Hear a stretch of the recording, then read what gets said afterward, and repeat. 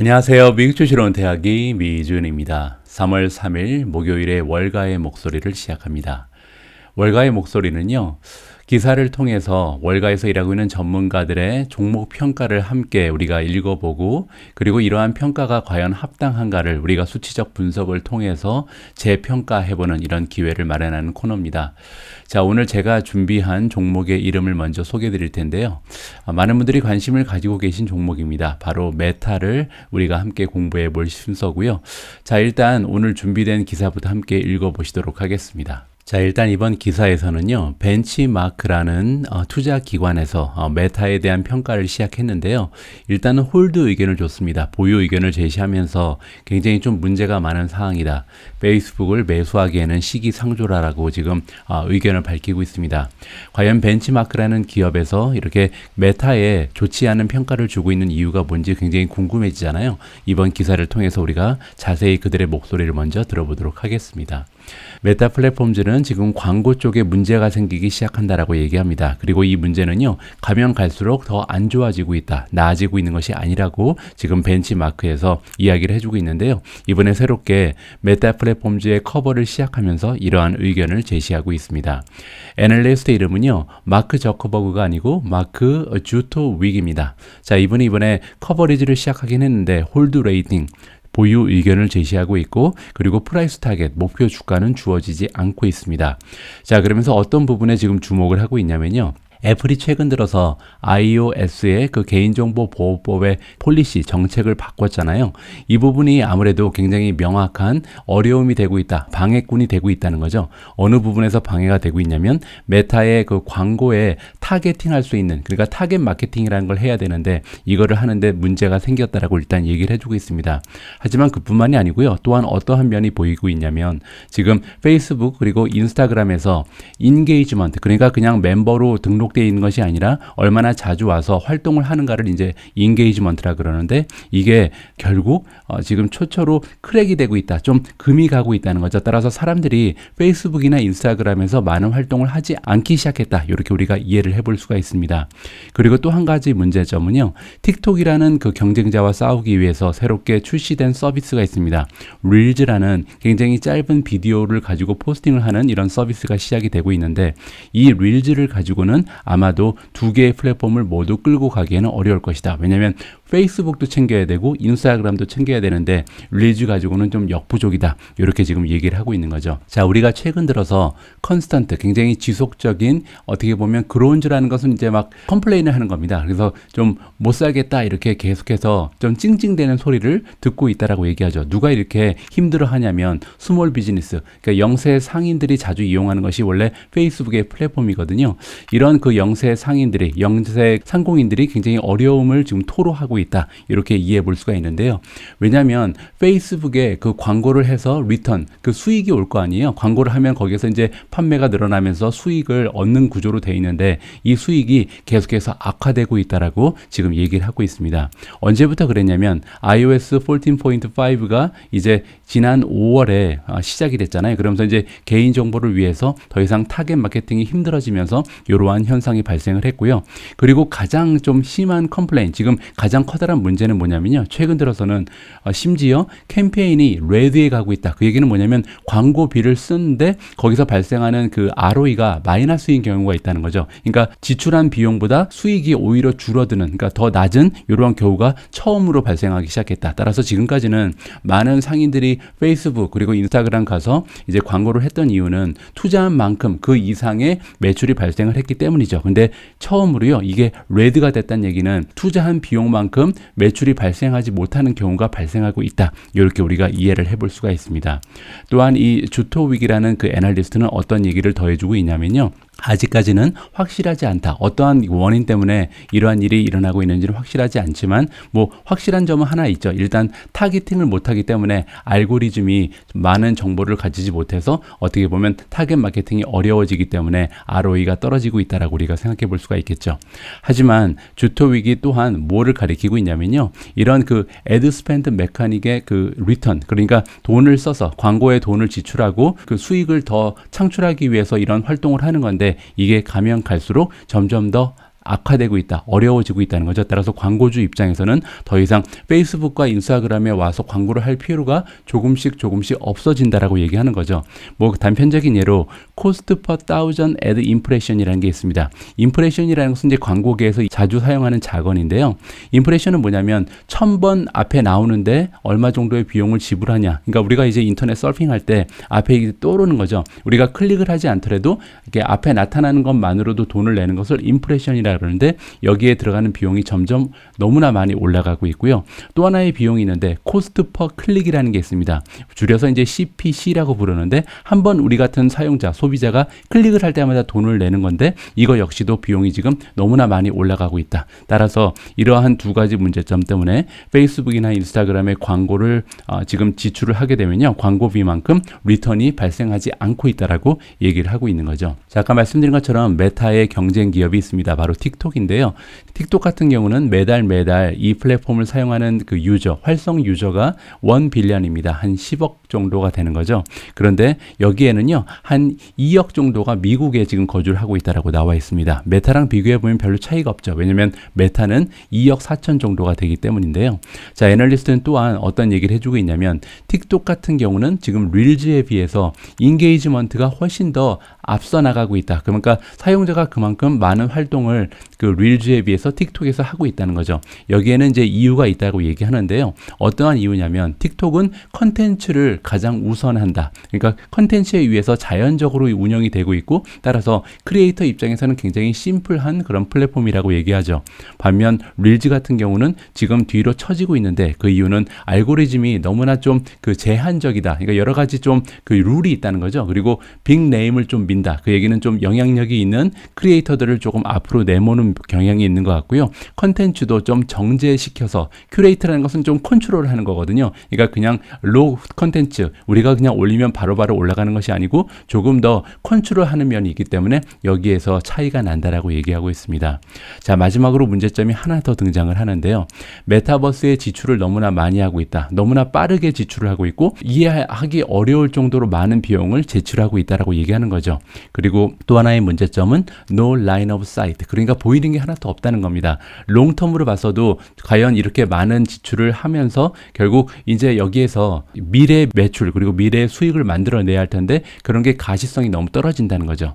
따라서 여기서 제시하고 있는 숫자가 있는데 2019년부터 지금까지 무려 600억 달러 정도를 손실을 보고 있다. 그러니까 메타버스 투자 때문에 이런 돈을 계속해서 좀 잃고 있는데 지금 보이는 것은 너무 없기 때문에 미래만 보고 투자하기에는 조금 위험성이 높은 것이 아니냐 이렇게 지금 정리를 하면 좋을 것 같습니다.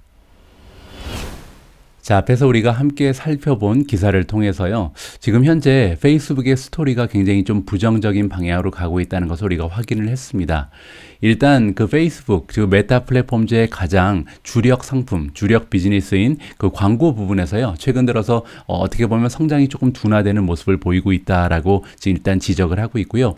두 번째 문제점은 너무나 많은 비용을 메타버스에 쏟아붓고 있기 때문에 비용적으로 굉장히 많은 부담이 되고 있다. 따라서 그렇게 되면 수익성이 떨어질 가능성도 우리가 염두를 해봐야 되고 그리고 과연 지속적으로 앞으로 한 10년 정도를 바라보면서 투자하는 것이 메타버스인데 이렇게 10년 정도 꾸준한 투자를 할 수 있는 힘이 있는가 이 부분도 우리가 다시 한번 확인을 해봐야 되잖아요. 그래서 발란시트도 살펴보면서 메타 플랫폼즈의 힘을 우리가 다시 한번 확인해 볼 필요가 있을 것 같습니다. 자, 그런 의미에서 제가 간단한 그 주식 분석 끝판왕을 준비를 했는데요. 다른 빵 기업과 한번 비교를 해볼까 합니다. 여기 나와 있는 것처럼 제가 파망이라는 이름으로 시킹 알파의 포트폴리오를 하나 만들어 놨고요. 이 안에 들어가는 종목은 뭐 뻔하죠. 애플, 아마존, 그리고 메타 플랫폼즈가 들어가 있고요.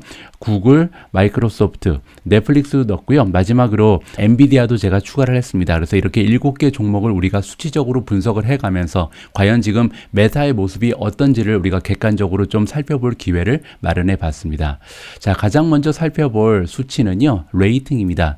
레이팅이라는 것은 이제 이제 시장의 전문가들 그리고 현재 시킹알파와 함께 일하고 있는 시킹알파에 기고하고 있는 준 전문가들이죠. 이 블로거들의 평가 그리고 퀀트스코어라는 것은 이제 정량적인 분석을 통해서 수치적인 분석을 통해서 우리가 과연 지금 현재 메타 플랫폼즈는 어떠한 모습을 보이고 있는지를 평가를 하는 거잖아요. 자, 일단은 시킹알파와 함께 일하고 있는 준 전문가들 블로거들의 평가를 살펴보도록 하겠습니다.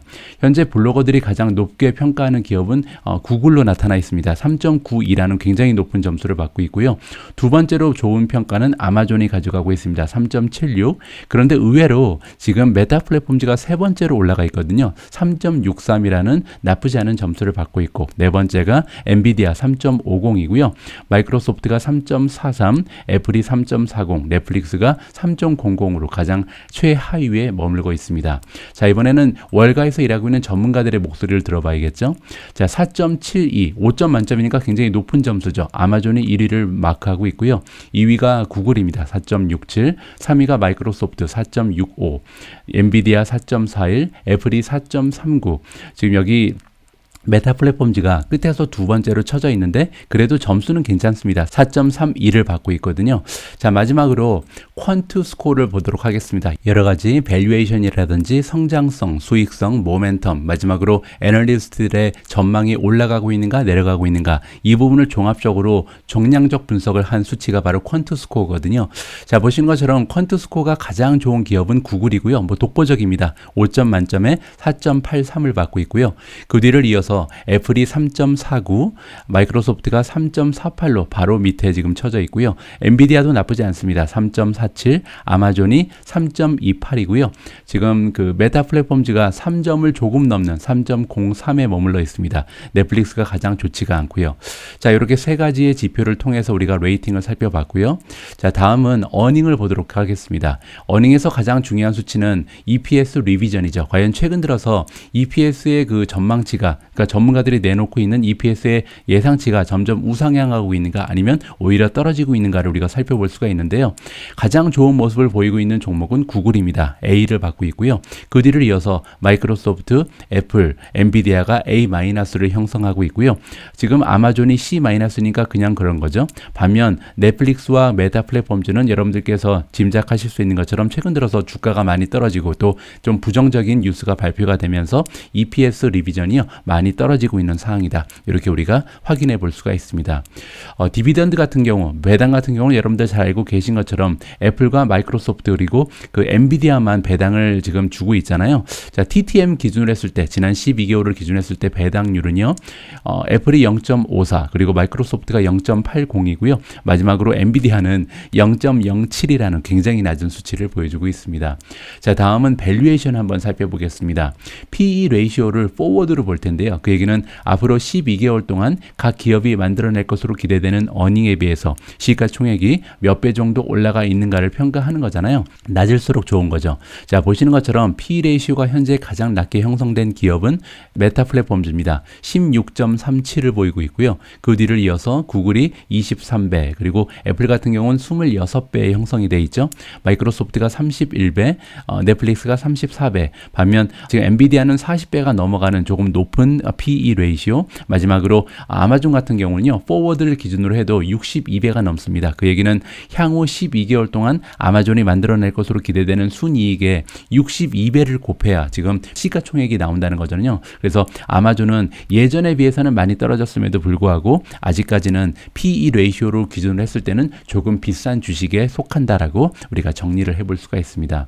자, 반면 이렇게 PE 레이시오가 조금 높아도요. 성장률이 굉장히 좋다면 그래도 이런 PE 레이시오, 높은 PE 레이시오가 용납이 될 수가 있는 거죠. 따라서 여기서 우리가 살펴볼 수 있는 중요한 수치는 PEG 레이시오라는 게 있습니다. PEG 레이시오는 PE 레이시오를 성장률로 나눈 거잖아요. 그리고 만약에 PE 레이시오가 20인데 성장률이 20%면 20 나누기 20 그래서 1.0이 되는 거죠. 만약에 PEG 레이시오가 1.0 밑으로 떨어져 있는 주식이 발견이 되면요. 굉장히 좀 매수할 수 있는 좋은 기회가 찾아왔다라고 우리가 생각을 해볼 수가 있는 겁니다.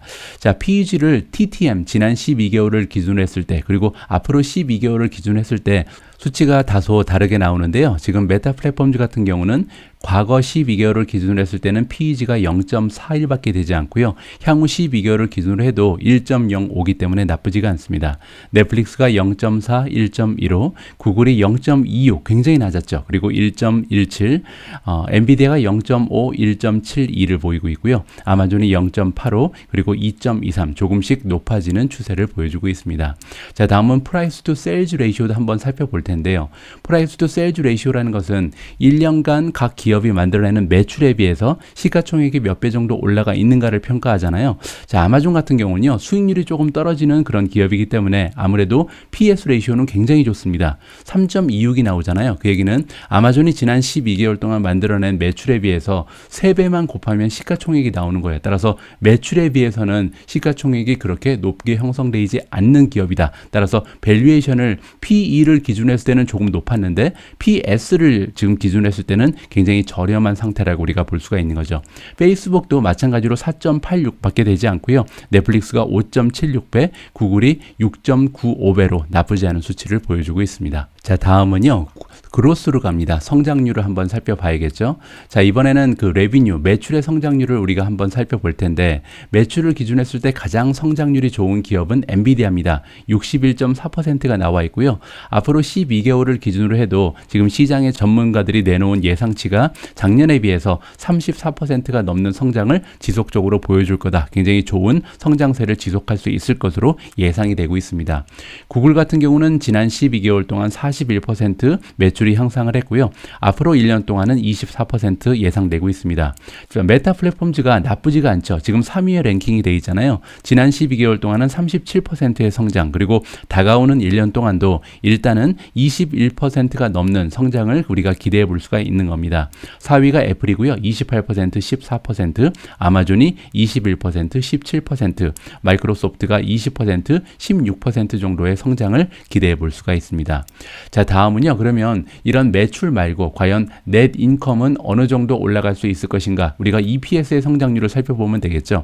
자, EPS는 earning per share죠. 그래서 전체 순이익을 그 주식의 개수로 나눈 거기 때문에 넷 인컴의 성장률과 대부분 다 맞아 떨어진다. 이렇게 볼 수가 있습니다. 물론 애플처럼 자사주 매입을 많이 하는 그런 기업의 입장에서는 EPS의 성장률이 순이익의 성장률보다 더 좋은 경우가 많이 발견되긴 합니다.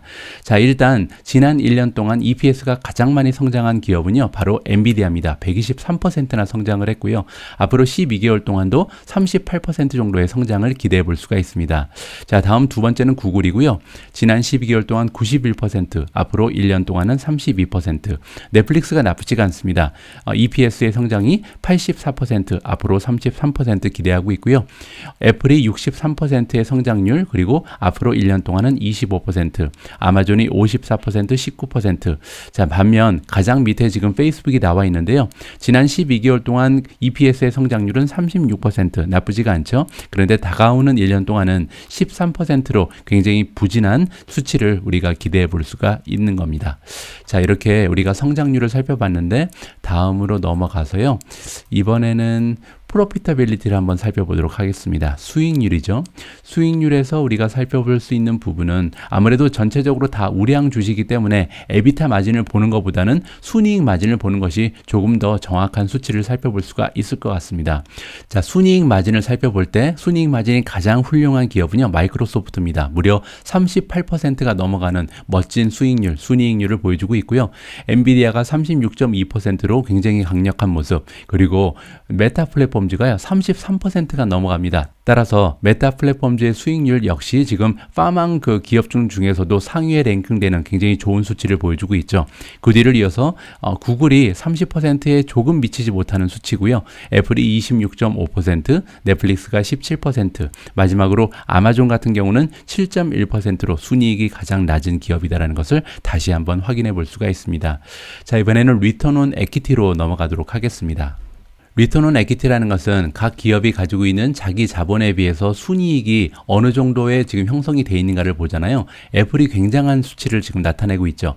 애플의 자기 자본에 비해서 지금 리턴이 145%, 그러니까 자기 자본보다 1년 동안 만들어낸 순이익이요 45%가 더 많은 거예요. 엄청난 수치가 지금 나오고 있는 거고요. 두 번째, 마이크로소프트가 49%라는 굉장히 건강한 ROE를 보여주고 있고요. 엔비디아가 44%, 넷플릭스가 38%, 구글이 32, 지금 메타 플랫폼즈 31%, 나쁘지 않습니다. 아마존이 28.8%. 따라서 전반적으로 ROE가 굉장히 멋진 기업들이 모여 있는 것이 빠망이라는 것을 여기서 우리가 다시 한번 확인을 해볼 수가 있는 거겠죠.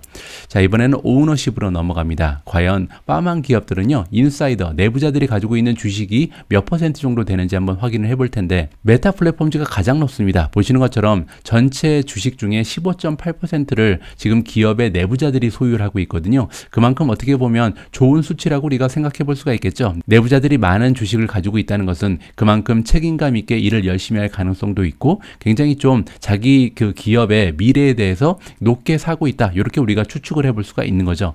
다음은 구글인데요. 12.46%로 좋은 수치를 보여주고 있습니다. 3위가 아마존 9.85, 엔비디아가 3.94, 넷플릭스가 1.3이고요. 애플과 마이크로소프트는 굉장히 좀 작은 수치를 보여주고 있죠.